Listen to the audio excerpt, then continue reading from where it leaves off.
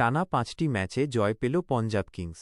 ৫টি ম্যাচ জিতে পয়েন্ট টেবিলের শীর্ষস্থান ধরে রাখল তারা। এদিন প্রিয়াংশ আর্য নিউ চণ্ডীগড়ে ঝড় তুললেন।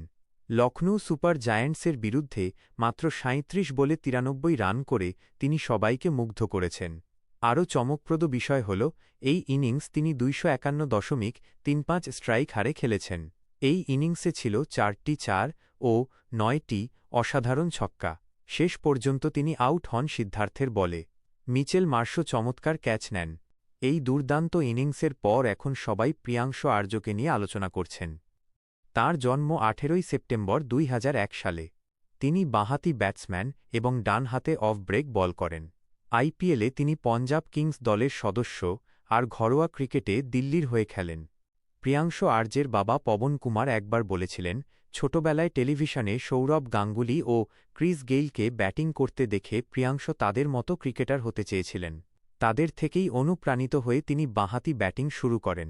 সেই সময় গেইল খুব আক্রমণাত্মক ক্রিকেট খেলতেন। গৌতম গম্ভীরও তার আরেকজন প্রিয় খেলোয়াড়। প্রিয়াংশের বাবা নিজেও একসময় ক্রিকেট খেলতেন, তবে বড় সাফল্য না পাওয়ায় পরে শিক্ষকতা পেশায় যোগ দেন। বর্তমানে তার বাবা ও মা দুজনেই দিল্লিতে শিক্ষকতা করেন। তার বড় বোনও স্নাতকোত্তর ও প্রশিক্ষিত শিক্ষক। মোট মিলিয়ে তার পরিবারে ৬ জন শিক্ষক রয়েছেন।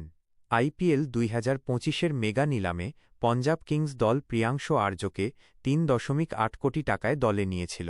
তারপর থেকে তিনি দলের সঙ্গেই রয়েছেন। তিনি মোট ২২টি ম্যাচ খেলেছেন। এই সময়ে ২২টি ইনিংসে ২৮.২৪ গড়ে ৬৮৬ রান করেছেন। আইপিএলে তাঁর নামের পাশে একটি শতরান এবং ৪টি অর্ধশতক রয়েছে।